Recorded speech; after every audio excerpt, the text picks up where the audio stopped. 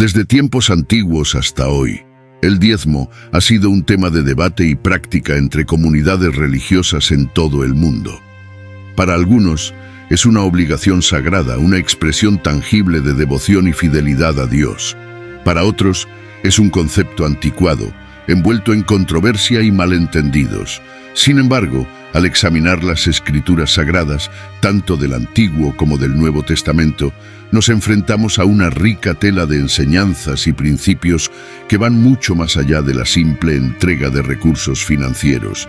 Nos sumergiremos en las páginas de la Biblia para descubrir lo que realmente dice sobre el diezmo, desde sus orígenes históricos hasta sus significados espirituales más profundos, y si el diezmo debe ser observado en nuestros días. Antiguo Testamento, origen del diezmo. En el Antiguo Testamento la práctica del diezmo tiene sus raíces en antiguas prácticas de ofrenda y sacrificio. La palabra diezmo deriva del término hebreo maaser, que significa décima parte.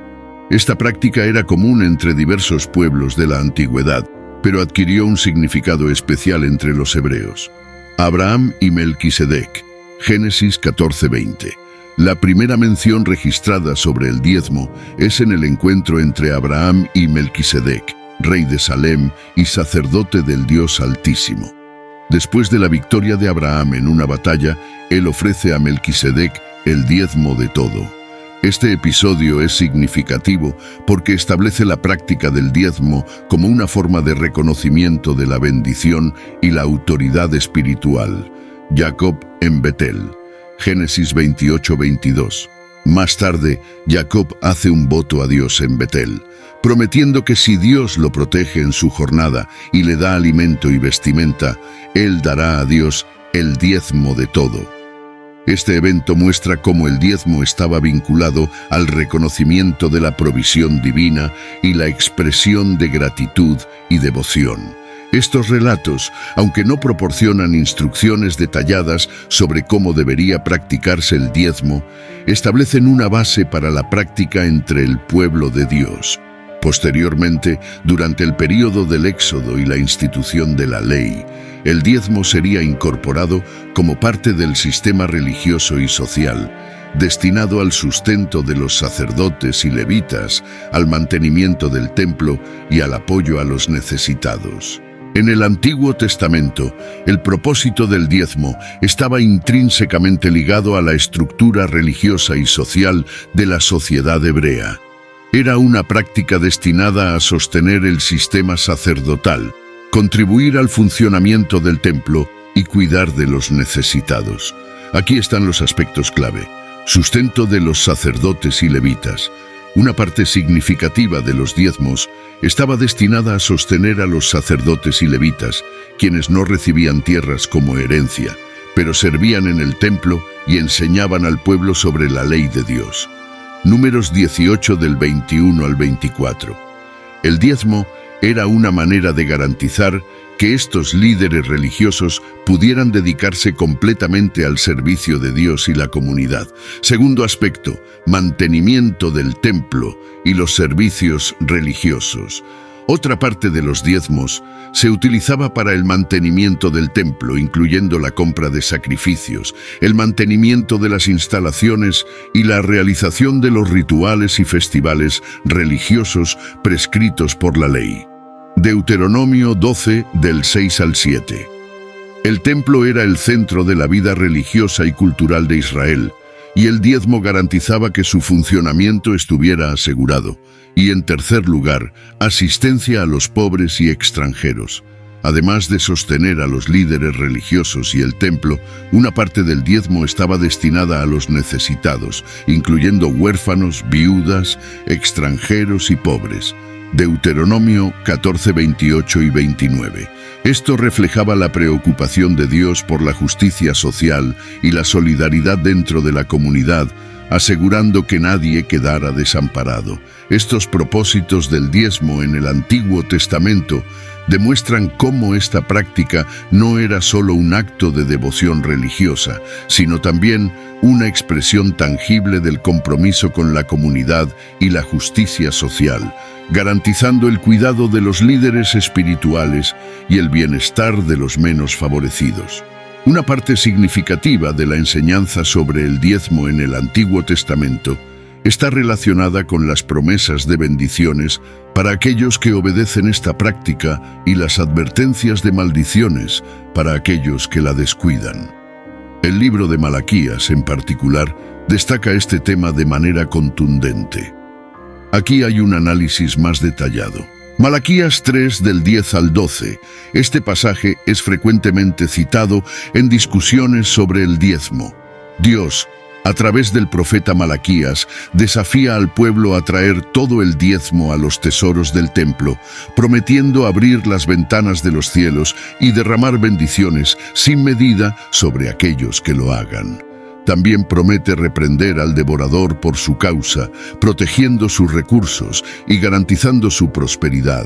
¿Cuál es el contexto de Malaquías? Bueno, es importante considerar el contexto en el que Malaquías estaba profetizando. El pueblo de Israel estaba viviendo tiempos difíciles, moral y espiritualmente. Estaban descuidando sus responsabilidades religiosas, incluida la práctica del diezmo.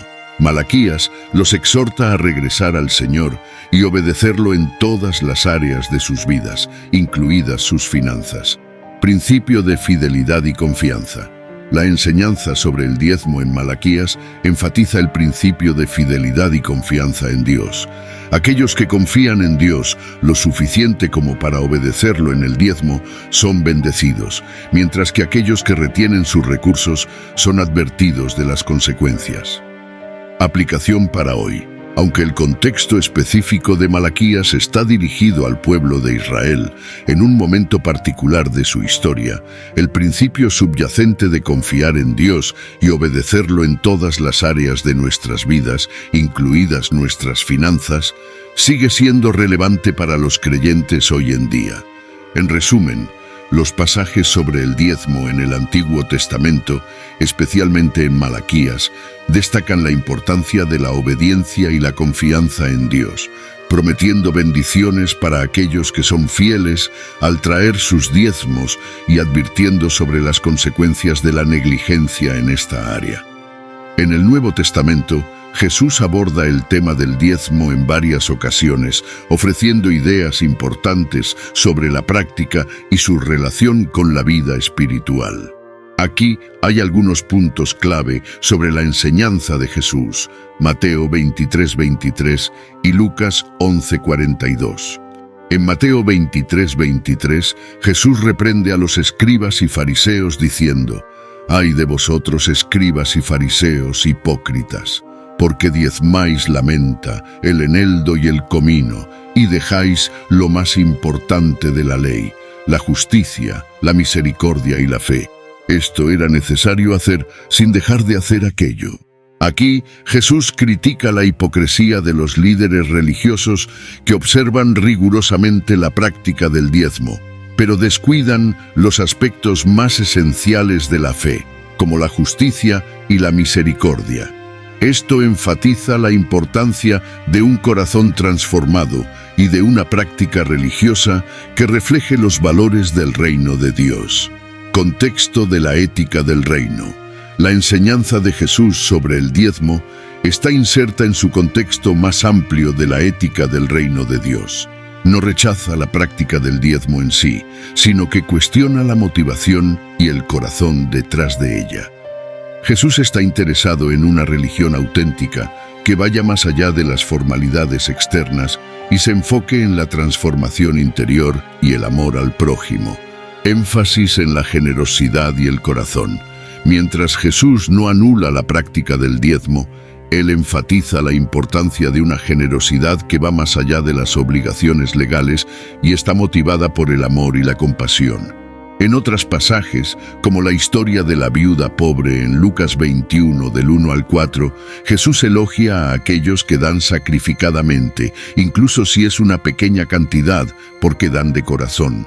Ve también la liberación de la legalidad.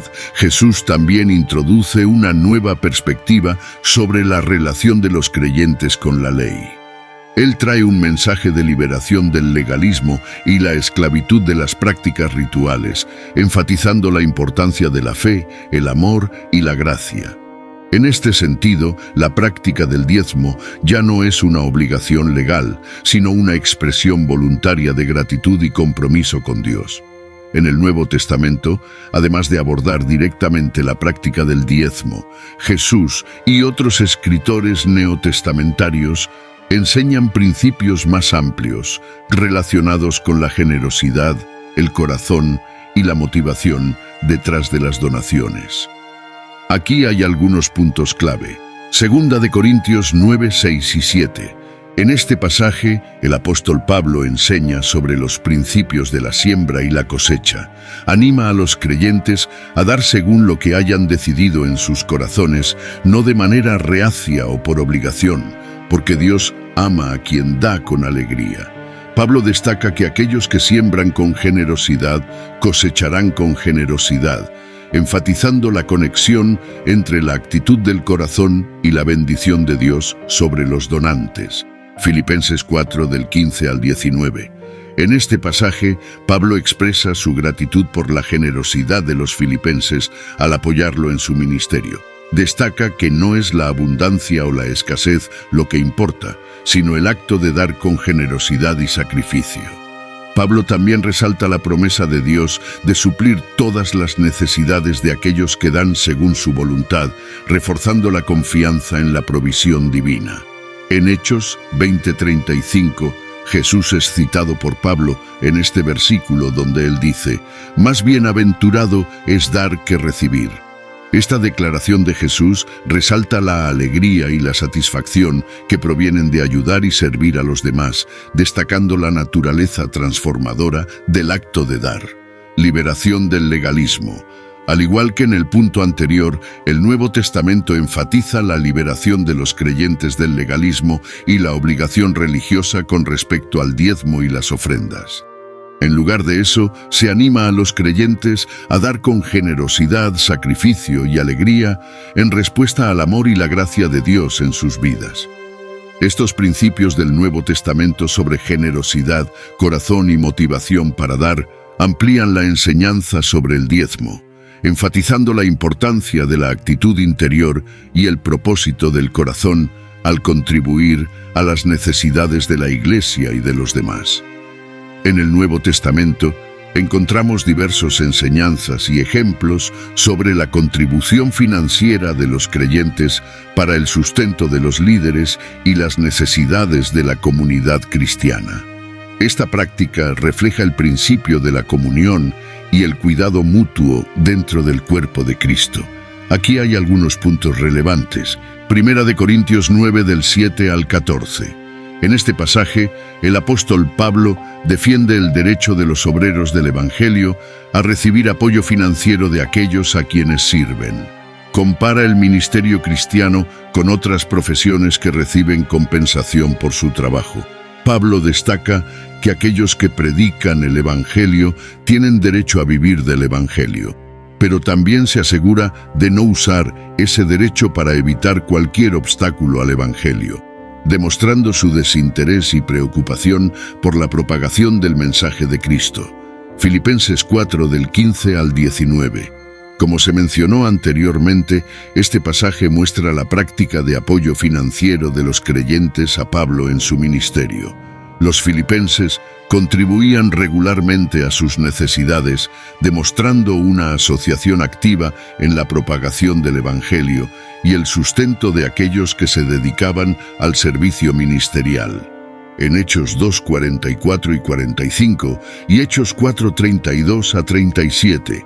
En estos relatos sobre la iglesia primitiva en Jerusalén, vemos un ejemplo poderoso de compartimiento de recursos entre los creyentes. Vendían sus propiedades y bienes y distribuían las ganancias entre todos, según las necesidades de cada uno.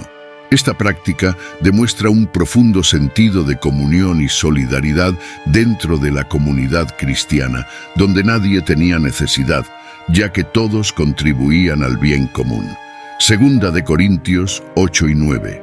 En estos capítulos, Pablo anima a los corintios a contribuir a la colecta de ayuda a los santos en Jerusalén, que estaban enfrentando dificultades. Les exhorta a dar según sus posibilidades y con un corazón generoso, recordándoles que Dios ama al que da con alegría y suplirá todas sus necesidades. Estos ejemplos y enseñanzas del Nuevo Testamento destacan la importancia de la contribución financiera de los creyentes para el sustento de los líderes y las necesidades de la comunidad cristiana, enfatizando la práctica de la generosidad, solidaridad y comunión entre los hermanos en la fe. Un tema importante en el Nuevo Testamento es la liberación de los creyentes de la rigidez de la ley judía, incluidas las prescripciones sobre el diezmo. Esta libertad es central para la enseñanza de Jesús y los apóstoles, quienes enfatizan un enfoque más centrado en el corazón y en la relación personal con Dios. Aquí hay algunos puntos relevantes. Romanos 6:14. Pablo enseña que los creyentes no están bajo la ley, sino bajo la gracia. Esto significa que la justificación delante de Dios no viene por la observancia de la ley, sino por la fe en Jesucristo. Esta libertad de la ley incluye todas sus prescripciones rituales, incluido el diezmo, que ya no es una obligación legal, sino una expresión voluntaria de devoción y gratitud. Gálatas 5:1. Pablo exhorta a los creyentes de Gálatas a permanecer firmes en la libertad que Cristo les ha otorgado y no someterse nuevamente al yugo de la esclavitud de la ley. Esto incluye la liberación de las prácticas rituales judías, como la circuncisión y las observancias del calendario religioso, que ya no son requisitos para la salvación o para una vida cristiana auténtica. Colosenses 2:16 y 17. Pablo les recuerda a los colosenses que nadie debe juzgarlos en base a prácticas rituales, incluida la observancia de fiestas religiosas, lunas nuevas o sábados. Estas cosas eran sombras de lo que vendría, pero la realidad se encuentra en Cristo. Esto indica que las prácticas rituales del Antiguo Testamento se cumplieron en Jesús, y los creyentes ahora viven en una nueva realidad de gracia y libertad en Cristo. Hebreos 7:18 y 19. El autor de Hebreos destaca la superioridad del sacerdocio de Cristo sobre el sacerdocio levítico y, por extensión, sobre la ley que lo sustentaba. Afirma que la ley anterior fue anulada debido a su debilidad e inutilidad e introduce una esperanza mejor por la cual nos acercamos a Dios. Esto implica un nuevo enfoque con respecto a la práctica del diezmo y otras prescripciones rituales de la ley.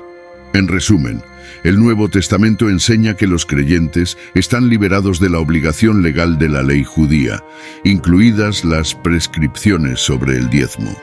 En su lugar, son llamados a vivir en una nueva realidad de gracia y libertad en Cristo, donde las prácticas religiosas están motivadas por el amor y la devoción, no por la obligación legal.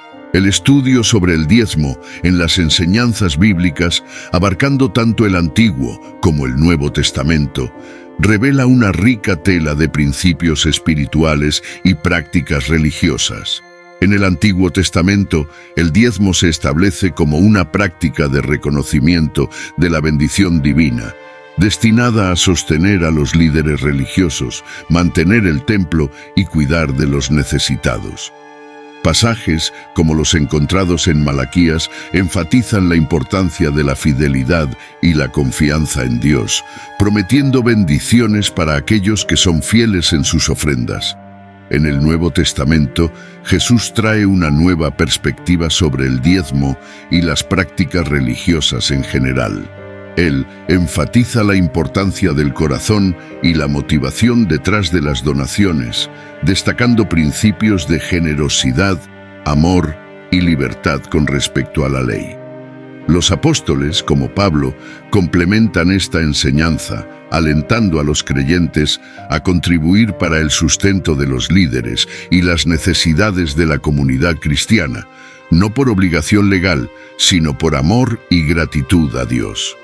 En última instancia, la enseñanza bíblica sobre el diezmo nos invita a una vida de generosidad, compromiso y confianza en Dios. Es una práctica que va más allá de la mera entrega de recursos financieros. Es un reflejo de nuestra relación con Dios y con los demás. Ya sea en el Antiguo o en el Nuevo Testamento, el principio subyacente es claro. Dios ama un corazón generoso, dispuesto a dar con alegría y sacrificio. Que podamos vivir esta verdad en nuestras vidas, contribuyendo al avance del reino de Dios y al cuidado de aquellos que nos rodean.